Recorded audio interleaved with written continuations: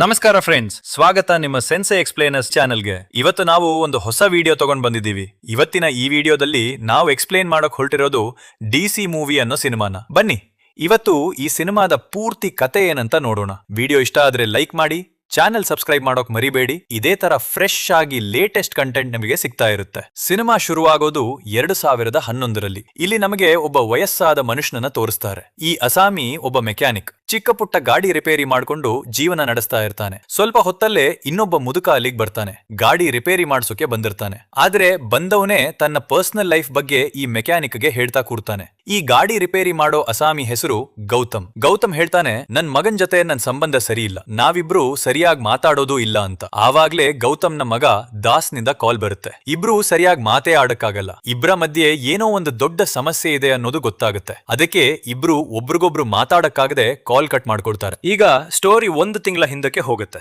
ಇಲ್ಲಿ ದಾಸ್ಗೆ ಒಂದು ಗ್ಯಾಂಗ್ ಇರೋದು ಕಾಣುತ್ತೆ. ಇವರೆಲ್ಲ ಸೇರಿ ಒಂದು ಪೊಲೀಸ್ ವ್ಯಾನ್ ಮೇಲೆ ಅಟ್ಯಾಕ್ ಮಾಡ್ತಾರೆ. ಆ ವ್ಯಾನ್ ಅಲ್ಲಿದ್ದ ರಾಶಿ ರಾಶಿ ಆಯುಧಗಳನ್ನ ದೋಚ್ಕೊಂಡು ಹೋಗ್ತಾರೆ. ಪೊಲೀಸರಿಗೆ ಇದು ಕನಸಲ್ಲೂ ಎನಿಸಿರ್ಲಿಲ್ಲ. ಯಾವುದೋ ಅಪರಿಚಿತ ಜನ ಇದ್ದಕ್ಕಿದ್ದಂಗೆ ಬಂದು ಇಷ್ಟು ದೊಡ್ಡ ಕೃತ್ಯ ಮಾಡ್ತಾರೆ ಅಂತ. ದಾಸ್ ಗ್ಯಾಂಗ್ ಅಲ್ಲಿರೋರು ದಾಸ್, ಕರೂವಪನ್, ಸಬಾಸ್ಟಿಯನ್ ಮತ್ತೆ ಕಿಟ್ಟಿ. ಇವರೆಲ್ಲ ದಾಸ್ ಹೇಳಿದಂಗೆ ಕೇಳ್ತಾರೆ. ಈ ಆಯುಧ ಕದಿಯೋ ಕೆಲಸ ಕೊಟ್ಟಿದ್ದೇ ಅರಸು ಅನ್ನೋನು.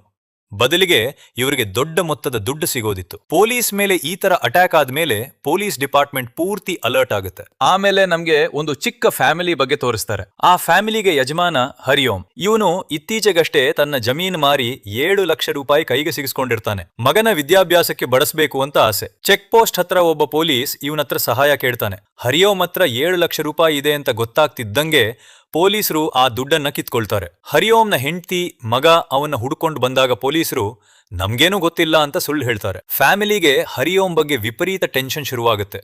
ಬದುಕಿದ್ದಾನೋ ಸತ್ತೋಗಿದ್ದಾನೋ ಅಂತಾನೆ ಗೊತ್ತಾಗ್ತಿಲ್ಲ. ಕೊನೆಗೆ ಗೊತ್ತಾಗೋದು ಏನಂದ್ರೆ ಆ ಪೊಲೀಸರೇ ಹರಿಯೋಮ್ನ ಕೊಂದು ದುಡ್ಡಿಟ್ಕೊಂಡಿದ್ದಾರೆ ಅಂತ. ಇದಾದ ಮೇಲೆ ಹರಿಯೋಮ್ನ ಫ್ಯಾಮಿಲಿ ನೇರವಾಗಿ ದಾಸ್ ಹತ್ರ ಬರುತ್ತೆ. ಯಾಕಂದ್ರೆ ಈಗ ಅವ್ರಿಗೆ ಸಹಾಯ ಮಾಡೋಕೆ ಆಗೋನು ದಾಸ್ ಒಬ್ನೇ. ಆಗಿದ್ದನ್ನೆಲ್ಲ ದಾಸ್ಗೆ ಹೇಳ್ತಾರೆ. ದಾಸ್ ಹರಿಯೋಮ್ನ ಮಗಂಗೆ ಹೇಳ್ತಾನೆ, ನಿಮ್ಮಪ್ಪನ ದುಡ್ಡು ವಾಪಸ್ ಕೊಡ್ಸ್ತೀನಿ, ಚಿಂತೆ ಮಾಡಬೇಡ ಅಂತ. ಸ್ವಲ್ಪ ಹೊತ್ತಲ್ಲೇ ದಾಸ್ ಆ ಪೊಲೀಸರ ಬಗ್ಗೆ ಪತ್ತೆ ಹತ್ತಾನೆ. ತನ್ನ ಗ್ಯಾಂಗ್ ಜೊತೆ ಹೋಗಿ ಆ ಪೊಲೀಸರನ್ನ ಸಿಕ್ಕಾಪಟ್ಟೆ ಥಳಿಸ್ತಾನೆ. ಕೊನೆಗೆ ಆ ಪೊಲೀಸ್ನ ಜೀವ ಸಹಿತ ತೆಗೀತಾನೆ. ದಾಸ್ ಗ್ಯಾಂಗ್ ಒಂದಾದ ಮೇಲೊಂದು ಕ್ರೈಮ್ ಮಾಡ್ತಾನೆ ಇರುತ್ತೆ. ಪೊಲೀಸರು ಸತತವಾಗಿ ಇವ್ರನ್ನ ಹುಡುಕ್ತಾ ಇರ್ತಾರೆ. ಈ ಮಧ್ಯೆ ನಮಗೆ ಒಬ್ಬ ಪೊಲೀಸ್ ಇನ್ಸ್ಪೆಕ್ಟರ್ನ ಪರಿಚಯ ಆಗುತ್ತೆ. ಹೆಸರು ಭೋಜರಾಜ್. ಭೋಜರಾಜ್ಗೆ ಮೊದಲೇ ಗೊತ್ತಿತ್ತು ಆಯುಧ ಕದ್ದಿರೋ ಗ್ಯಾಂಗ್ ದಾಸ್ ಗ್ಯಾಂಗ್ಗೆ ಅಂತ. ಈಗ ಇನ್ನೊಂದು ಸುದ್ದಿ ಸೇರುತ್ತೆ. ದಾಸ್ ಒಬ್ಬ ಸಬ್ ಇನ್ಸ್ಪೆಕ್ಟರ್ನ ಬಡ್ದೋಗಿದ್ದಾನೆ ಅಂತ. ಇದ್ರಿಂದ ದಾಸ್ ಮತ್ತೆ ಅವನ ಗ್ಯಾಂಗ್ನ ಹುಡುಕೋದು ಈಗ ತುಂಬಾನೇ ಅರ್ಜೆಂಟ್ ಆಗುತ್ತೆ. ಆ ಕಡೆ ಪೊಲೀಸರು ಬೆನ್ ಹತ್ತಿದ್ದಾರೆ ಅಂತ ದಾಸ್ ಮತ್ತೆ ಅವನ ಗ್ಯಾಂಗ್ಗೆ ಗೊತ್ತಾಗುತ್ತೆ. ಈಗ ಅಂಡರ್ ಗ್ರೌಂಡ್ ಆಗ್ಬೇಕಾದ ಪರಿಸ್ಥಿತಿ. ಅದಕ್ಕೆ ಸೇಫ್ ಆಗಿರೋ ಒಂದು ಲಾಡ್ಜ್ ಹುಡುಕೊಂಡು ಅಡಗ್ತಾರೆ.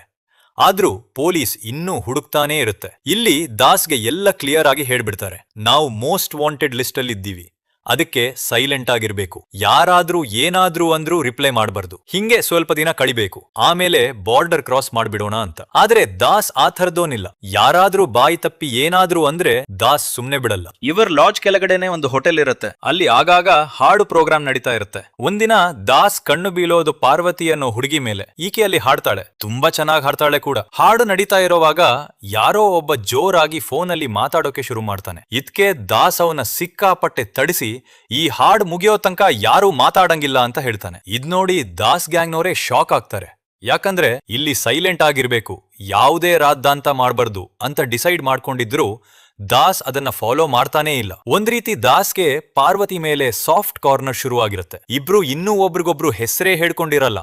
ಆದ್ರೂ ಒಳಗೊಳಗೆ ಇಬ್ರಿಗೂ ಮತ್ತೆ ಮತ್ತೆ ಸಿಗ್ಬೇಕು ಅನ್ಸ್ತಿರುತ್ತೆ. ನಿಧಾನಕ್ಕೆ ಇಬ್ರು ಆಗಾಗ ಸಿಗೋಕೆ ಶುರು ಮಾಡ್ತಾರೆ. ಪಾರ್ವತಿ ತನ್ನ ಬಗ್ಗೆ ಹೇಳ್ಕೊಳ್ತಾಳೆ, ದಾಸ್ ತನ್ನ ಬಗ್ಗೆ ಹೇಳ್ಕೊಳ್ತಾನೆ. ಆದ್ರೆ ಹೆಸರು ಮಾತ್ರ ಇಬ್ರು ಇನ್ನೂ ಹೇಳಿರಲ್ಲ. ಪಾರ್ವತಿ ಹೇಳ್ತಾಳೆ, ನಂಗೆ 6 ವರ್ಷ ಇದ್ದಾಗ ನನ್ ಅಕ್ಕ ಮನೆ ಬಿಟ್ಟು ಓಡೋಗಿದ್ಲು. ಅವತ್ನಿಂದ ನಂಗೆ ಮನೆಯಿಂದ ಹೊರಗೆ ಹೋಗೋದೇ ಬಂದ್ ಮಾಡ್ಬಿಟ್ರು ಅಂತ. ಆದ್ರೆ ಒಂದಿನ ಸಿಟ್ಟು ಬಂದು ಚೆನ್ನೈಗೆ ಓಡ್ ಬಂದೆ. ಮನೆಗ್ ವಾಪಸ್ ಹೋಗೋಕೆ ದಾರಿನೇ ಇಲ್ಲ.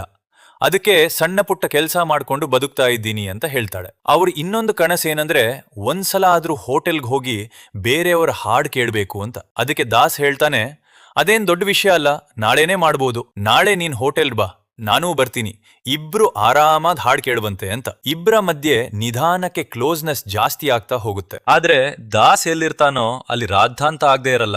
ಇದೇ ಹೋಟೆಲ್ ಅಲ್ಲಿ ಕೆಲವ್ರಿಗೆ ದಾಸ್ ಅಂದ್ರೆ ಆಗ್ಬರಲ್ಲ. ಇದ್ರಿಂದ ದಾಸ್ಗೂ ಅವ್ರಿಗೂ ಜಗಳ ಆಗುತ್ತೆ. ದಾಸ್ ಅವ್ರನ್ನ ಸಿಕ್ಕಾಪಟ್ಟೆ ಥಳಿಸ್ತಾನೆ. ಇದನ್ನೆಲ್ಲ ಪಾರ್ವತಿ ಕೂಡ ದೂರದಿಂದ ನೋಡ್ತಿರ್ತಾಳೆ. ಇದನ್ ನೋಡಿ ಪಾರ್ವತಿ ಅರ್ಥ ಆಗುತ್ತೆ, ದಾಸ್ ಒಬ್ಬ ನಂಬರ್ 1 ಗುಂಡ, ಇವನಿಂದ ದೂರ ಇರೋದೇ ಒಳ್ಳೇದು ಅಂತ.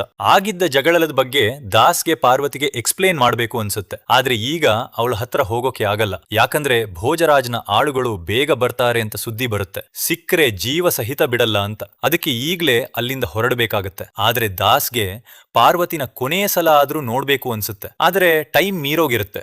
ದಾಸ್ ಪಾರ್ವತಿ ಹತ್ರ ಮನಸ್ಸಲ್ಲಿ ಇರೋ ಮಾತು ಹೇಳ್ಬೇಕು ಅನ್ನೋವಾಗ್ಲೇ ಇದ್ದಕ್ಕಿದ್ದಂಗೆ ಅಟ್ಯಾಕ್ ಆಗುತ್ತೆ. ಫೈರಿಂಗ್ ಶುರು ಆಗುತ್ತೆ.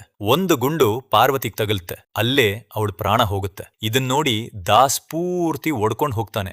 ಏನ್ ಮಾಡೋಕು ಆಗ್ದಂಗೆ ಆಗ್ಬಿಡ್ತಾನೆ. ಆಗ ಭೋಜರಾಜ್ನ ಆಳುಗಳು ದಾಸ್ನ ಅರೆಸ್ಟ್ ಮಾಡ್ಕೊಳ್ತಾರೆ. ಪೊಲೀಸರು ದಾಸ್ನ ಸಿಕ್ಕಾಪಟ್ಟೆ ಟಾರ್ಚರ್ ಮಾಡ್ತಾರೆ, ಥಳಿಸ್ತಾರೆ, ಗ್ಯಾಂಗ್ ಬಗ್ಗೆ ಕೇಳ್ತಾರೆ. ಆದ್ರೆ ದಾಸ್ ಬಾಯೇ ಬಿಡಲ್ಲ. ಕೆಲವು ದಿನ ಹಿಂಗೇ ಥಡಿಸಿದ್ರು ದಾಸ್ 2 ಪೆಟ್ಟಿಗೆಲ್ಲ ಹೇಳ್ಬಿಡೋ ಟೈಪ್ ಅಲ್ಲ ಅಂತ ಪೊಲೀಸರಿಗೆ ಅರ್ಥ ಆಗುತ್ತೆ. ದಾಸ್ ಏನೂ ಹೇಳಲ್ಲ. ಇವನ್ನ ಹೀಗೆ ಇಟ್ಕೊಳ್ಳೋದ್ರಲ್ಲೂ ರಿಸ್ಕ್ ಇದೆ ಅಂತ ಗೊತ್ತಾಗಿ ದಾಸ್ನ ಎನ್ಕೌಂಟರ್ ಮಾಡೇ ಬಿಡೋಣ ಅಂತ ಪ್ಲಾನ್ ಹಾಕ್ತಾರೆ. ಕೋರ್ಟ್ಗೂ ಹಾಜರ್ ಮಾಡೋಲ್ಲ ಅಂತ ಡಿಸೈಡ್ ಮಾಡ್ಕೊಂಡಿರ್ತಾರೆ. ಯಾಕಂದ್ರೆ ಕೋರ್ಟಲ್ಲೂ ದಾಸ್ ಬಾಯಿ ಬಿಡಲ್ಲ ಅಂತ ಗೊತ್ತಿರುತ್ತೆ. ಇದಕ್ ಪೊಲೀಸರು ದಾಸ್ನ ಒಂದು ನಿರ್ಜನ ಜಾಗಕ್ಕೆ ಕರ್ಕೊಂಡು ಹೋಗ್ತಾರೆ. ಅಲ್ಲಿ ಎನ್ಕೌಂಟರ್ ಮಾಡ್ಬೇಕು ಅಂತ ಪ್ಲಾನ್. ಆದ್ರೆ ಇಲ್ಲಿ ಉಲ್ಟಾನೇ ಆಗುತ್ತೆ. ದಾಸ್ ಅವರ ಮೇಲೆ ಎಗರಿ ಬಿದ್ದು ಎಲ್ಲಾ ಪೊಲೀಸರನ್ನು ಸಾಯಿಸ್ಬಿಡ್ತಾನೆ. ಈ ಘಟನೆ ಆದ್ಮೇಲೆ ದಾಸ್ ಮತ್ತೆ ಗ್ಯಾಂಗ್ಗೆ ಅರ್ಥ ಆಗುತ್ತೆ, ಈಗ ಇಲ್ಲಿರೋದು ಸೇಫ್ ಅಲ್ಲ, ಬೇಗ ದುಡ್ಡು ತಗೊಂಡು ಇಲ್ಲಿಂದ ಪರಾರಿ ಆಗ್ಬೇಕು, ಇಲ್ಲಂದ್ರೆ ಜೀವಕ್ಕೆ ಅಪಾಯ ಅಂತ. ಆಗ ಅರುಜು ಇವ್ರಿಗೆ ಒಂದ್ ಲೊಕೇಶನ್ ಹೇಳ್ತಾನೆ. ಅಲ್ಲಿಗೆ ಹೋಗಿ ದುಡ್ಡು ತಗೊಂಡು ಶಾಶ್ವತವಾಗಿ ಮಾಯ ಆಗ್ಬೇಕು ಅಂತ. ಅರುಜು ಹೇಳಿದ ಲೊಕೇಶನ್ ಒಂದು ಬ್ರೋತೆಲ್ ಏರಿಯಾ ಹತ್ರನೇ ಇರುತ್ತೆ. ಎಲ್ಲ ಅಲ್ಲಿ ಆ ಅಜಾಮಿಗಾಗಿ ಕಾಯ್ತಾ ಇರ್ತಾರೆ. ಇಲ್ಲೇ ಚುನ್ನಿಲಾಲ್ ಅನ್ನೋ ಒಬ್ಬ ಅಜಾಮಿ ಈ ಗ್ಯಾಂಗ್ಗೆ ಸೇರ್ಕೊಳ್ತಾನೆ. ಆಮೇಲೆ ದಾಸ್ ಆ ಬ್ರೋತೆಲ್ ಒಳಗ್ ಹೋಗ್ತಾನೆ. ಪಾರ್ವತಿ ನೆನಪು ಕಾಡ್ತಿರುತ್ತೆ. ಅವಳನ್ನ ಮರಿಬೇಕು ಅಂತ ಆಸೆ. ಇಲ್ಲೇ ನಮಗ್ ಪರಿಚಯ ಆಗೋದು ಚಂದ್ರ ಅನ್ನೋ ಹುಡುಗಿ. ಚಂದ್ರ 18 ವರ್ಷದಿಂದ ಇಲ್ಲೇ ಕೆಲಸ ಮಾಡ್ತಿದ್ಲು. ಬೆಸ್ಟ್ ಅಂತ ಕರ್ಸ್ಕೊಳ್ತಿದ್ಲು. ಹಿಂಗೆ ಜೀವನ ಸಾಗಿಸ್ತಿದ್ಲು. ಇವಳು ಹೊರಗಿನ ಪ್ರಪಂಚನೇ ನೋಡಿರ್ಲಿಲ್ಲ. ಚಂದ್ರ ಹತ್ರ ಬರೋ ಗಿರಾಕಿಗಳೆಲ್ಲ ಅವಳನ್ನ ಯೂಸ್ ಮಾಡ್ತಿದ್ರು. ಸಿಕ್ಕಾಪಟ್ಟೆ ಥಳಿಸ್ತಿದ್ರು, ಗಾಯ ಮಾಡ್ತಿದ್ರು. ಇದ್ರಿಂದ ಚಂದ್ರಾಗ್ ಯಾವಾಗ್ಲೂ ಆ ಜನರ ಮೇಲೆ ಕೋಪ ಇರ್ತಿತ್ತು. ಒಂದಿನ ಇವರೆಲ್ಲಾನ ಸಾಯಿಸ್ಬೇಕು ಅನ್ನೋ ಆಸೆ ಇರ್ತಿತ್ತು. ಸ್ವಲ್ಪ ಹೊತ್ತಲ್ಲೇ ಚಂದ್ರ ರೂಮ್ಗೆ ದಾಸ್ ಬರ್ತಾನೆ. ನಿನ್ ಹೆಸರೇನೋ ಅಂತ ಕೇಳ್ತಾನೆ. ಚಂದ್ರ ಮುಖ ನೋಡಿದ ತಕ್ಷಣ ದಾಸ್ಗೆ ಇದ್ದಕ್ಕಿದ್ದಂಗೆ ಪಾರ್ವತಿ ನೆನಪಾಗತ್ತೆ. ನಿಂಗೆ ಚಿಕ್ಕ ತಂಗಿ ಇದ್ಲಾ ಅಂತ ಕೇಳ್ತಾನೆ. ಆಗ ಚಂದ್ರ ಹೇಳ್ತಾಳೆ, ನನ್ನ ಪಶ್ಚಿಮ ಬಂಗಾಳದಿಂದ ಇಲ್ಲಿಗೆ ಕರ್ಕೊಂಡ್ ಬಂದಿದ್ರು. ಆಗ ನಂಗೆ ತುಂಬಾ ಚಿಕ್ಕ ವಯಸ್ಸು. ಇದೆಲ್ಲ ಮಾಡಿದ್ದೆ ನನ್ ಮನೆಯವರೇ. 18 ವರ್ಷದಿಂದ ಈ ಕೋಣೆಯಲ್ಲಿ ಬಂಧಿಯಾಗಿದ್ದೀನಿ. ಹೊರಗಿನ ಬೆಳಕನ್ನೇ ನೋಡಿಲ್ಲ. ಹೊರಗೆ ಕಾಲಿಡೋಕೆ ಟ್ರೈ ಮಾಡಿದ್ರೆ ಇವರು ನನ್ ಜೀವ ತೆಗೀತಾರೆ ಅಂತ. ದಾಸ್ ಕೇಳ್ತಾನೆ, ಈ ಜಾಗ ಬಿಟ್ಟು ಹೋಗ್ಬೇಕು ಅಂತ ಒಂದ್ಸಲಾನೂ ಅನ್ಸಿಲ್ವಾ ನಿಂಗೆ ಅಂತ. ಚಂದ್ರ ಹೇಳ್ತಾಳೆ, ಇಲ್ಲಿ ಇರ್ಬೇಕು ಅಂತ ಅಂದ್ಕೊಳ್ಳೋನು ಹುಚ್ಚನೇ ಆಗಿರ್ಬೇಕು ಅಂತ. ಇದಾದ ಮೇಲೆ ದಾಸ್ ಆ ಜಾಗದಿಂದ ಹೊರಗ್ ಬಂದ್ಬಿಡ್ತಾನೆ. ಚಂದ್ರ ಜೊತೆ ಏನೂ ಮಾಡಿರಲ್ಲ. ಸ್ವಲ್ಪ ಹೊತ್ತಲ್ಲೇ ದಾಸ್ ವಾಪಸ್ ಬರ್ತಾನೆ. ಬಂದವನೇ ಆ ಜನರನ್ನೆಲ್ಲ ಸಿಕ್ಕಾಪಟ್ಟೆ ಥಡಿಸೋಕೆ ಶುರು ಮಾಡ್ತಾನೆ. ಅವ್ರತ್ರ ಆಯುಧ ಬೇಕಾದಷ್ಟಿದ್ರೂ ದಾಸ್ ಅವ್ರಿಗೆ ಹೆದ್ರಲ್ಲ. ಎಲ್ಲಾರ್ನೂ ಬರ್ಬರವಾಗಿ ಸಾಯಿಸ್ಬಿಡ್ತಾನೆ. ಇದನ್ನೆಲ್ಲ ಚಂದ್ರ ಕೂಡ ನೋಡ್ತಿರ್ತಾಳೆ. ಒಬ್ಬ ಮನುಷ್ಯ ಇಷ್ಟು ಬರ್ಬರವಾಗಿ ಜನರನ್ನ ಹೆಂಗ್ ಸಾಯಿಸೋಕೆ ಆಗತ್ತೆ ಅಂತ ಶಾಕ್ ಆಗ್ತಾಳೆ. ಅದ್ರಲ್ಲೂ ದಾಸ್ಗೆ ಈ ಜನರ ಜೊತೆ ಯಾವುದೇ ಸಂಬಂಧನೂ ಇರಲ್ಲ. ದಾಸ್ ಅಲ್ಲಿದ್ದ ಎಲ್ಲಾ ಹುಡುಗೀರ್ನ ಬಿಡುಗಡೆ ಮಾಡಿಸ್ತಾನೆ. ಚಂದ್ರಾಗೂ ನೀನೂ ಇಲ್ಲಿಂದ ಹೋಗು ಅಂತಾನೆ. ಆದ್ರೆ ಚಂದ್ರ ಹೇಳ್ತಾಳೆ, ನಂಗೆ ಇಲ್ಲಿ ಯಾರೂ ಗೊತ್ತಿಲ್ಲ, ಎಲ್ಲಿಗ್ ಹೋಗ್ಬೇಕು ಅಂತಾನೇ ಗೊತ್ತಿಲ್ಲ ಅಂತ. ಆಗ ದಾಸ್ ಸಹಾಯ ಮಾಡ್ತಾನೆ.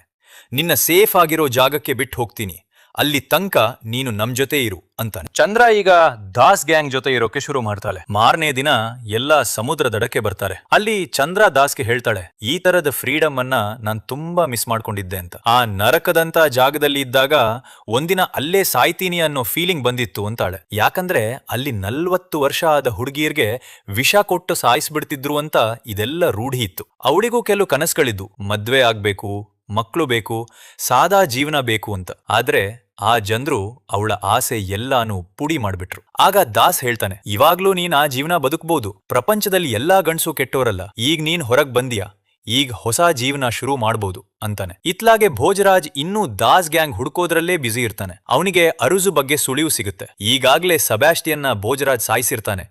ಈಗ ಅರುಜುನ ಗ್ಯಾಂಗ್ ಬಗ್ಗೆ ಕೇಳ್ತಾನೆ. ಆದ್ರೆ ಅರುಜು ಬಾಯೇ ಬಿಡಲ್ಲ. ಇತ್ಕೆ ಭೋಜರಾಜ್ ಅರುಜುನೂ ಕೊಂದ್ಬಿಡ್ತಾನೆ, ಮತ್ತೆ ಗ್ಯಾಂಗ್ ಹುಡುಕೋದ್ ಮುಂದುವರ್ಸ್ತಾನೆ. ಅವರು ಇನ್ನೂ ಜಾಸ್ತಿ ದೂರ ಹೋಗಿರಲ್ಲ ಅಂತ ಅವನಿಗೆ ಗೊತ್ತಿರುತ್ತೆ. ಈ ಕಡೆ ದಾಸ್ ಗ್ಯಾಂಗ್ ಒಂದು ಸೇಫ್ ಜಾಗ ತಲುಪುತ್ತೆ.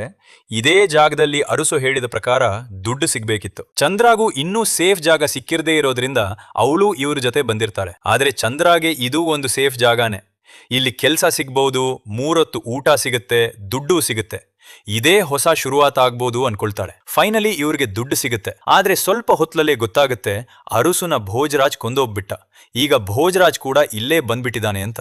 ದಾಸ್ ಮತ್ತೆ ಭೋಜರಾಜ್ ಮುಖಾಮುಖಿ ಆಗ್ತಾರೆ. ಇದ್ದಕ್ಕಿದ್ದಂಗೆ ಭೋಜರಾಜ್ ತನ್ನ ಪೂರ್ತಿ ಪೊಲೀಸ್ ಟೀಮ್ ಜೊತೆ ಅಟ್ಯಾಕ್ ಮಾಡ್ಬಿಡ್ತಾನೆ. ಹೆಂಗೋ ದಾಸ್ ಫೈರಿಂಗ್ ಮಾಡ್ಕೊಂಡು ಅಲ್ಲಿಂದ ಪರಾರಿ ಆಗೋಕೆ ಸಕ್ಸಸ್ ಆಗ್ತಾನೆ. ಆದ್ರೆ ಇಲ್ಲೊಂದು ದೊಡ್ಡ ಮಿಸ್ಟೇಕ್ ಆಗ್ಬಿಡುತ್ತೆ. 1 ಲಕ್ಷ ರೂಪಾಯಿ ಇದ್ದ ದುಡ್ಡಿನ ಬ್ಯಾಗ್ ಅಲ್ಲೇ ಬಿಟ್ಟೋಗ್ಬಿಡ್ತಾರೆ. ಇದ್ರಿಂದ ಇವ್ರ ಹತ್ರ ಈಗ 1 ರೂಪಾಯಿ ಉಳಿದಿರಲ್ಲ. ಇದನ್ನೆಲ್ಲ ಚಂದ್ರ ಗಮನಿಸ್ತಿರ್ತಾಳೆ. ನಿಮ್ಗೆ ದುಡ್ಡು ಬೇಕಲ್ವಾ, ನಾನೇ ದುಡ್ಡು ಅರೇಂಜ್ ಮಾಡ್ಕೊಡ್ತೀನಿ, ನಾಳೆ ಬೆಳಿಗ್ಗೆ ನನ್ನ ಬಸ್ ಸ್ಟ್ಯಾಂಡ್ ಹತ್ರ ಡ್ರಾಪ್ ಮಾಡಿ ಸಾಕು ಅಂತ ಹೇಳ್ತಾಳೆ. ಚಂದ್ರ ಎಲ್ಲಿಂದ ದುಡ್ಡು ತರ್ತಾಳೆ ಅಂತ ದಾಸ್ ಗ್ಯಾಂಗ್ಗೆ ಅರ್ಥ ಆಗಲ್ಲ. ಆಮೇಲೆ ಚಂದ್ರ ಒಂದು ಲಾಡ್ಜ್ಗೆ ಹೋಗ್ತಾಳೆ. ಅಲ್ಲಿ ಕಣ್ಣನ್ ಅನ್ನೋ ಅಸಾಮಿನ ಭೇಟಿ ಆಗ್ತಾಳೆ. ಇವನು ಆಗಾಗ ಬ್ರೋತೆಲ್ಗೆ ಬಂದು ಚಂದ್ರನ ಥಡಿಸಿ ಗಾಯ ಮಾಡ್ತಿದ್ದೋನು. ಇದೇ ಕಣ್ಣನ್ನ ಚಂದ್ರ ಬ್ಲಾಕ್ ಮೇಲ್ ಮಾಡ್ತಾಳೆ. ಆ ಅಸಾಮಿ ಬ್ಲಾಕ್ ಮೇಲ್ಗೆ ಒಳಗಾಗಿ 3 ಲಕ್ಷ ರೂಪಾಯಿ ಕೊಟ್ಟೇ ಬಿಡ್ತಾನೆ. ಈ ದುಡ್ಡನ್ನೆಲ್ಲ ಚಂದ್ರ ದಾಸ್ಗೆ ಕೊಟ್ಟು ಬಿಡ್ತಾಳೆ. ಆ ಪುಟ್ಟ ಕೋಣೆಯಲ್ಲಿ ಇದ್ರೂ ಚಂದ್ರಾಗೆ ಆ ಎಲ್ಲಾ ಗಿರಾಕಿಗಳ ಹೆಸರು, ಅಡ್ರೆಸ್ಸು ಚೆನ್ನಾಗಿ ಗೊತ್ತಿರುತ್ತೆ. ಅದಕ್ಕೆ ಚಂದ್ರ ಟೆಸ್ಟ್ ಮಾಡದೆ ಒಬ್ಬೊಬ್ರ ಹತ್ತರಲ್ಲೂ ಹೋಗಿ ಬ್ಲಾಕ್ ಮೇಲ್ ಮಾಡಿ ದುಡ್ಡು ಎಳ್ಕೋತಾಳೆ. ಅದ್ರಲ್ಲಿ ಒಬ್ಬ ಪೊಲೀಸೂ ಇರ್ತಾನೆ. ಅವನ್ನೂ ಬಿಡಲ್ಲ. ಅವನ ಹತ್ರನೂ ದೊಡ್ಡ ಮೊತ್ತ ಇಸ್ಕೊಳ್ತಾಳೆ. ಎಲ್ಲಾರಿಗೂ ಮರ್ಯಾದೆ ಅಂದ್ರೆ ಪ್ರಾಣ. ಎಲ್ಲಾ ದೊಡ್ಡ ಮನೆತನದೋರೆ. ಅದಕ್ಕೆ ದುಡ್ಡು ಕೊಡಕ್ಕೆ ಒಂದ್ಸಲಾನೂ ಹಿಂಜರಿ ಇಲ್ಲ. ಮುಂದೆ ಚಂದ್ರ ಹೇಳ್ತಾಳೆ, ಇನ್ನೊಂದ್ ಕೆಲ್ಸ ಇದೆ, ಇನ್ನೊಂದ್ ಕಡೆಯಿಂದ ದುಡ್ಡು ತೆಗಿಬೇಕು ಅಂತ. ಆದ್ರೆ ಆಮೇಲೆ ಗೊತ್ತಾಗೋದೇನಂದ್ರೆ ಚಂದ್ರ ಒಬ್ಬ ಡಾಕ್ಟರ್ ಹತ್ರ ಹೋಗಿ ಆ ಡಾಕ್ಟರನ್ನ ಸಿಕ್ಕಾಪಟ್ಟೆ ಬರ್ಬರವಾಗಿ ಕೊಂದ್ಬಿಡ್ತಾಳೆ. ಸ್ವಲ್ಪ ಹೊತ್ತಲ್ಲೇ ದಾಸ್ ಅಲ್ಲಿಗೆ ಬರ್ತಾನೆ. ಚಂದ್ರ ಡಾಕ್ಟರ್ನ ಸಾಯಿಸಿದ್ದು ಗೊತ್ತಾಗುತ್ತೆ. ಚಂದ್ರಾಗೆ ಆ ಡಾಕ್ಟರ್ ಮೇಲೆ ವಿಪರೀತ ಕೋಪ ಇರೋದು ಗೊತ್ತಾಗುತ್ತೆ. ಯಾಕೆ ಹಿಂಗ್ ಮಾಡ್ದೆ ಅಂತ ದಾಸ್ ಕೇಳ್ತಾನೆ. ಆಗ ಚಂದ್ರ ಹೇಳ್ತಾಳೆ, ನಾನ್ ಆ ಜಾಗದಲ್ಲಿ ಇದ್ದಾಗ ಇದೇ ಡಾಕ್ಟ್ರು ನನ್ ಗರ್ಭಕೋಶ ತೆಗ್ದೋಗಿದ್ದ. ಇದನ್ ಮಾಡಿ ಮುಗಿಸಿದ್ಮೇಲೆ ನಿಂತ್ಕೊಂಡೇ ನಗ್ತಿದ್ದ. ಇನ್ ಮುಂದೆ ನೀನ್ ಎಂದೂ ಅಮ್ಮ ಆಗಕ್ಕಾಗಲ್ಲ ಅಂತ. ಇದ್ಕೆ ಇವನ್ ಮೇಲೆ ಸೇಡು ತೀರ್ಸ್ಕೋಬೇಕಿತ್ತು.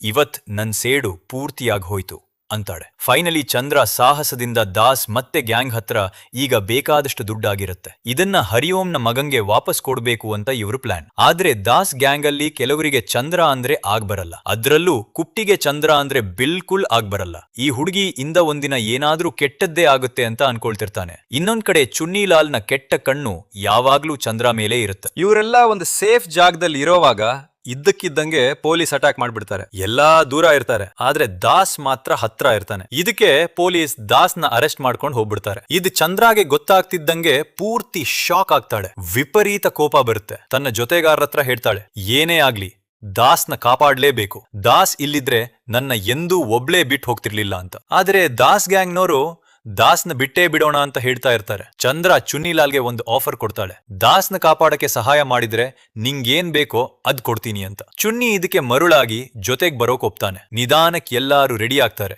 ದಾಸ್ನ ಕಾಪಾಡಕ್ಕೆ ಪೊಲೀಸ್ ಸ್ಟೇಷನ್ ಕಡೆ ಹೊರಡ್ತಾರೆ. ಇನ್ನೊಂದ್ ಕಡೆ ಪೊಲೀಸ್ ಸ್ಟೇಷನ್ ಅಲ್ಲಿ ಒಬ್ಬ ಇನ್ಸ್ಪೆಕ್ಟರ್ ದಾಸ್ನ ಸಿಕ್ಕಾಪಟ್ಟೆ ಥಡಿಸ್ತಿರ್ತಾನೆ. ಜೊತೆಗೆ ಚಂದ್ರ ಬಗ್ಗೆ ಕೀಳಾಗಿ ಮಾತಾಡ್ತಾ ಇರ್ತಾನೆ. ಡಾಕ್ಟರ್ನ್ ಸಾಯಿಸಿದ್ದು ಚಂದ್ರಾನೇ ಅಂತ. ಚಂದ್ರ ಆ ದಂಧೆಲಿ ಇದ್ಲು ಅಂತ ಎಲ್ಲಾರಿಗೂ ಗೊತ್ತಾಗಿರುತ್ತೆ. ಇದನ್ನ ಇಟ್ಕೊಂಡು ಆ ಇನ್ಸ್ಪೆಕ್ಟರ್ ಮತ್ತೆ ದಾಸ್ ಎದುರಿಗೆ ಚಂದ್ರ ಬಗ್ಗೆ ಕೆಟ್ಟದಾಗಿ ಮಾತಾಡ್ತಾ ಇರ್ತಾನೆ. ಇದಕ್ಕೆ ದಾಸ್ಗೆ ವಿಪರೀತ ಕೋಪ ಬರ್ತಾ ಇರುತ್ತೆ. ಸ್ವಲ್ಪ ಹೊತ್ತಲ್ಲೇ ಚಂದ್ರ ಪೊಲೀಸ್ ಸ್ಟೇಷನ್ ಕಡೆ ಬರ್ತಾಳೆ. ಅವಳನ್ನ ಯಾರೂ ಗುರ್ತಿಸಲ್ಲ. ಅದಕ್ಕೆ ಆರಾಮಾಗಿ ಪೊಲೀಸ್ ಸ್ಟೇಷನ್ ಒಳಗೆ ಹೋಗ್ಬಿಡ್ತಾಳೆ. ಅಷ್ಟರಲ್ಲಿ ಹಿಂದಿಂದ ದಾಸ್ ಗ್ಯಾಂಗ್ ನ ಕುಟ್ಟಿ ಬಾಂಬ್ ಎಸ್ತು ಅಟ್ಯಾಕ್ ಮಾಡ್ಬಿಡ್ತಾನೆ. ಇದಕ್ಕೆ ಎಲ್ಲಾ ಪೊಲೀಸರು ಹೊರಗೋಡ್ತಾರೆ. ಚಂದ್ರ ಆಗ್ಲೇ ಒಳಗ್ ಹೋಗಾಗಿರುತ್ತೆ. ಒಳಗ್ ಹೋಗಿ ಚಂದ್ರ ಕೂಡ ಬೇಕಾದಷ್ಟು ಪೊಲೀಸನ್ನ ಸಾಯಿಸ್ತಾಳೆ. ಜೊತೆಗೆ ದಾಸ್ನೂ ಬಿಡಿಸ್ಕೊಡ್ತಾಳೆ. ನನ್ ಪ್ರಾಣ ಹೋಗೋ ತನಕ ನಿಮ್ ಪ್ರಾಣ ಹೋಗಕ್ ಬಿಡಲ್ಲ ಅಂತ ಹೇಳ್ತಾಳೆ. ಕೊನೆಗೆ ದಾಸ್ ಆ ಇನ್ಸ್ಪೆಕ್ಟರ್ನ ಸಾಯಿಸ್ತಾ ಹೇಳ್ತಾನೆ, ಆ ಹುಡುಗಿ ಹೆಸರು ಚಂದ್ರ, ಅವ್ರ ಬಾಜಾರಿ ಏನೂ ಅಲ್ಲ ಅಂತ. ಹಿಂಗೆ ಆ ಇನ್ಸ್ಪೆಕ್ಟರ್ನ ಬರ್ಬರವಾಗಿ ಕೊಂಡ್ಬಿಡ್ತಾನೆ. ಇದೆಲ್ಲ ಆದ್ಮೇಲೆ ಕುಟ್ಟಿಗೆ ಅನ್ಸುತ್ತೆ, ಇದೆಲ್ಲ ಚಂದ್ರ ಇಂದಾನೇ ಆಗ್ತಾ ಇರೋದು ಅಂತ. ಅದಕ್ಕೆ ಅವಳಿಗೆ ಸಮಜಾಯಿಷಿ ಕೊಡ್ತಾನೆ. ನೀನ್ ಬಂದಾಗಿಂದ ಇವೆಲ್ಲ ಆಗ್ತಾ ಇದೆ, ದಾಸ್ ನೀನ್ ಎಂದೂ ಒಪ್ಕೊಳ್ಳಲ್ಲ, ಅದಕ್ಕೆ ನೀನ್ ಇಲ್ಲಿಂದ ಹೋಗ್ಬಿಡು ಅಂತಾನೆ. ಆದ್ರೆ ಚಂದ್ರ ಅವನ್ ಮಾತ್ ಕೇಳಲ್ಲ. ಸ್ವಲ್ಪ ಹೊತ್ತಲ್ಲೇ ಚುನ್ನಿಲಾಲ್ ಕೂಡ ಚಂದ್ರ ಹತ್ರ ಬರೋಕ್ ಟ್ರೈ ಮಾಡ್ತಾನೆ. ಪದೇ ಅವಳನ್ನ ಬಾಜಾರಿ ಅಂತ ಕರೀತಿರ್ತಾನೆ. ಆದ್ರೆ ಚಂದ್ರ ಇದನ್ನೆಲ್ಲ ದಾಸ್ಗೆ ಹೇಳ್ಬಿಡ್ತಾಳೆ. ದಾಸ್ ಚುನ್ನಿಲಾಲ್ಗೆ ಹೇಳ್ತಾನೆ, ಒಂದೇ ಒಂದ್ ಬಾಜಾರಿ ಶಬ್ದದಿಂದಾನೇ ಆ ಇನ್ಸ್ಪೆಕ್ಟರ್ ಗತಿ ಏನಾಯ್ತು ನೋಡಿದ್ಯಲ್ಲ, ನಿನ್ ನಾಲ್ಗೇನ ಸ್ವಲ್ಪ ಕಂಟ್ರೋಲ್ ಅಲ್ಲಿಡು ಅಂತ ವಾರ್ನ್ ಮಾಡ್ತಾನೆ. ಒಂದ್ ರೀತಿ ಇಬ್ರಿಗೂ ಒಬ್ರ ಮೇಲೊಬ್ರಿಗೆ ಫೀಲಿಂಗ್ಸ್ ಬಂದೋಗಿರುತ್ತೆ. ಚಂದ್ರಾಗೆ ದಾಸ್ ಅಂದ್ರೆ ವಿಪರೀತ ಗೌರವ, ನಂಬಿಕೆ. ಯಾಕಂದ್ರೆ ದಾಸ್ ಅವಳನ್ನ ಆ ನರಕದಿಂದ ಹೊರಗ್ ತಗೊಂಡ್ ಬಂದಿದ್ದ. ದಾಸ್ಗಾಗಿ ಚಂದ್ರ ಪ್ರಾಣಾನೇ ಕೊಡೋಕೂ ರೆಡಿ. ಈಗ ಗ್ಯಾಂಗ್ ಹತ್ರ ದುಡ್ಡು ಇರುತ್ತೆ, ಎಲ್ಲಾನು ಸೆಟ್ ಆಗೋಗಿರುತ್ತೆ. ಇನ್ಮುಂದೆ ಎಲ್ಲ ಬೇರೆ ಬೇರೆ ದಾರಿ ಹಿಡಿಯೋಕೆ ಪ್ಲಾನ್. ಕೊನೆಯ ಸಲ ದಾಸ್ಗೆ ತನ್ನ ಅಪ್ಪನ್ನ ಆದ್ರೂ ನೋಡ್ಬೇಕು ಅಂತ ಆಸೆ. ಎಲ್ಲ ಸರಿಯಾಗೇ ನಡೀತಾ ಇರುತ್ತೆ. ಆದ್ರೆ ಕುಟ್ಟಿ ಮಾತ್ರ ಪದೇ ಪದೇ ದಾಸ್ ಹತ್ರ ಜಗಳ ಆಡ್ತಾ ಇರ್ತಾನೆ, ಚಂದ್ರ ನಮ್ಗ್ ಒಳ್ಳೇದಲ್ಲ ಅಂತ. ಅಷ್ಟ್ರಲ್ಲಿ ಇದ್ದಕ್ಕಿದ್ದಂಗೆ ಭೋಜರಾಜ್ನ ಪೂರ್ತಿ ಗ್ಯಾಂಗ್ ಬಂದ್ ಇವ್ರ ಮೇಲೆ ಫೈರಿಂಗ್ ಶುರು ಮಾಡ್ಬಿಡ್ತಾರೆ. ಇವರೆಲ್ಲ ಸುತ್ತಲೂ ಸುತ್ಕೊಂಡ್ ಬಿಟ್ಟಿರ್ತಾರೆ. ಆದ್ರೂ ದಾಸ್ ಮತ್ತೆ ಕುಟ್ಟಿ ಎದುರು ನಿಂತ್ ಫೈಟ್ ಮಾಡ್ತಾರೆ. ಆದ್ರೆ ಈ ಫೈಟ್ ಅಲ್ಲಿ ಇವರು ಒಬ್ಬ ಫ್ರೆಂಡ್ ಸಾಯ್ತಾನೆ. ಇಲ್ಲಿ ಇನ್ನೊಂದು ಟ್ವಿಸ್ಟ್ ಗೊತ್ತಾಗುತ್ತೆ. ದಾಸ್ ಗ್ಯಾಂಗ್ ಅಲ್ಲಿ ಚುನ್ನಿಲಾಲ್ ಒಬ್ಬ ಗದ್ದಾರ್ ಆಗಿದ್ದ. ಅವನ್ ಕೊಳಕ್ ಕಣ್ಣು ಯಾವಾಗ್ಲೂ ಚಂದ್ರ ಮೇಲೂ ದುಡ್ಡು ಮೇಲೂ ಇತ್ತು. ಇದಕ್ಕೆ ಅವನ್ ಚಂದ್ರನ ಕರ್ಕೊಂಡು ಗ್ಯಾಂಗ್ ಬಿಟ್ ಪರಾರಿ ಆಗೋಕ್ ನೋಡ್ತಾನೆ. ಆದ್ರೆ ಚಂದ್ರ ಅವನ್ ಮೇಲೆ ಎಗರ್ ಬಿದ್ದು ಅವನ್ ಜೀವ ತೆಗಿತಾಳೆ. ಆಮೇಲೆ ಆ ಎಲ್ಲಾ ದುಡ್ಡು ತಗೊಂಡು ದಾಸ್ ಹತ್ರ ಬಂದ್ಬಿಡ್ತಾಳೆ. ಇದೆಲ್ಲಾ ನೋಡಿ ಕುಟ್ಟಿಗೆ ಅರ್ಥ ಆಗತ್ತೆ, ಚಂದ್ರ ಸಾಧಾರಣ ಹುಡುಗಿಯಲ್ಲ, ಸಿಕ್ಕಾಪಟ್ಟೆ ಡೇಂಜರಸ್. ದಾಸ್ಗೋಸ್ಕರ ಏನ್ ಬೇಕಾದ್ರೂ ಮಾಡೋ ಟೈಪ್ ಅಂತ. ಈ ಅಟ್ಯಾಕ್ ಬಗ್ಗೆ ಪೊಲೀಸರಿಗೂ ಗೊತ್ತಾಗುತ್ತೆ. ದಾಸ್ನ ಅಪ್ಪ ಗೌತಮ್ ಬೆಳ್ಳೂರಲ್ಲಿ ಇರ್ತಾನೆ ಅಂತ ಪೊಲೀಸರಿಗೆ ಚೆನ್ನಾಗಿ ಗೊತ್ತಿರುತ್ತೆ. ಒಂದಿನ ದಾಸ್ ಅವನ ನೋಡಕ್ಕೆ ಬರೋದು ಗ್ಯಾರಂಟಿ ಅಂತ. ಅದಕ್ಕೆ ಭೋಜರಾಜ್ನ ಒಂದು ಟೀಮ್ ಬೆಳ್ಳೂರ್ ಆಸ್ಪಾಸೇ ಇದ್ದು ಗೌತಮ್ನ ಮನೆ ಮೇಲೆ ಕಣ್ಣಿಟ್ಟಿರುತ್ತೆ. ಅಷ್ಟರಲ್ಲಿ ಭೋಜರಾಜ್ಗೆ ಒಬ್ಬ ಇನ್ಸ್ಪೆಕ್ಟರ್ ಇಂದ ಕಾಲ್ ಬರುತ್ತೆ, ದಾಸ್ ಮತ್ತೆ ಅವನ್ ಫುಲ್ ಗ್ಯಾಂಗ್ ಪೇಪರ್ ಮಿಲ್ ನಲ್ಲಿ ಇದ್ದಾರೆ ಅಂತ.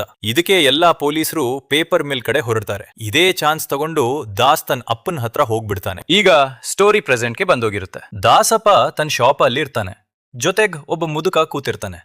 ಇವನು ಪದೇ ಪದೇ ದಾಸ್ ಬಗ್ಗೆ ಪ್ರಶ್ನೆ ಕೇಳ್ತಾ ಇರ್ತಾನೆ. ಆ ಮುದುಕ ಗೌತಮ್ಗೆ ಹೇಳ್ತಾನೆ, ನಾನು ಒಂದ್ ಕಾಲಲ್ಲಿ ನನ್ ಮಗನ್ ಮೇಲೆ ವಿಪರೀತ ದ್ವೇಷ ಇಟ್ಕೊಂಡಿದ್ದೆ ಅಂತ. ಗೌತಮ್ ಹೇಳ್ತಾನೆ, ನನ್ ಕಾರಣ ಸ್ವಲ್ಪ ಬೇರೆ. ನನ್ ಹೆಂಡತಿ ಇದ್ಲಲ್ಲ, ಅವಳ ಅಣ್ಣಂದ್ರಿಗೆ ಅವಳ ಜಮೀನ್ ಮೇಲೆ ಕೆಟ್ಟ ಕಣ್ಣಿತ್ತು. ಅವಳ ಜಮೀನ್ ಕೊಡಕ್ಕೆ ಸಾಫ್ ಆಗಿ ಬೇಡ ಅನ್ಲು. ಅದಕ್ಕೆ ಆ ಜನ ಕೊಡ್ಲಿಯಿಂದ ನನ್ ಹೆಂಡತಿನ ಸಾಯಿಸ್ಬಿಟ್ರು. ನಂಗೂ ಕೋಪ ಬಂದಿತ್ತು, ನನ್ ಹತ್ರನೂ ಕೊಡ್ಲಿ ಇತ್ತು, ನಾನು ಅವ್ರನ್ನ ಸಾಯಿಸೇ ಬಿಡ್ಬೋದಿತ್ತು. ಆದ್ರೆ ನನ್ ಮಗನ್ ಮುಖ ನೋಡ್ದೆ, ಇವನ್ಗೆ ಒಳ್ಳೆ ವಿದ್ಯಾಭ್ಯಾಸ ಕೊಡಿಸ್ಬೇಕು, ಒಳ್ಳೆ ಜೀವನ ಕೊಡ್ಬೇಕು ಅಂತ ಅನ್ಕೊಂಡು ಸುಮ್ನಾಗ್ಬಿಟ್ಟೆ. ಆದ್ರೆ ಒಂದಿನ ದಾಸ್ ತಾನಾಗೆ ಆ ಎಲ್ಲಾ ಜನರನ್ನ ಕೊಂದ್ ಜೈಲಿಗೆ ಹೋದ. ಅವತ್ನಿಂದ ನಾನ್ ದಾಸ್ ಜೊತೆ ಮಾತೇ ಆಡಿಲ್ಲ ಅಂತಾನೆ. ಎದುರು ಕೂತಿದ್ದ ಆ ಮುದುಕ ಹೇಳ್ತಾನೆ, ನನ್ ಮಗನ್ ಹೆಸರು ಹರಿಯೋಮ್. ಇತ್ತೀಚೆಗಷ್ಟೇ ಜಮೀನ್ ಮಾರಿ 7 ಲಕ್ಷ ರೂಪಾಯಿ ಕೈಗೆ ಬಂದಿತ್ತು. ಅವನ್ ಮಗಂಗೆ ಒಳ್ಳೆ ವಿದ್ಯಾಭ್ಯಾಸ ಕೊಡ್ಸ್ಬೇಕು ಅಂತ ಆಸೆ ಇತ್ತು. ಆದ್ರೆ ಆ ದುಡ್ಡನ್ ಪೊಲೀಸರೇ ಕಿತ್ಕೊಂಡು ನನ್ ಮಗನ್ ಜೀವಾನೇ ತಗೊಂಡ್ಬಿಟ್ರು. ಸಾಮಾನ್ಯ ಮನುಷ್ಯ ಏನಾದ್ರೂ ತೊಂದರೆ ಕೊಟ್ರೆ ಪೊಲೀಸ್ ಸ್ಟೇಷನ್ಗೆ ಹೋಗ್ಬೋದು, ಸ್ಟೇಷನ್ ಹೋಗ್ಬೋದು.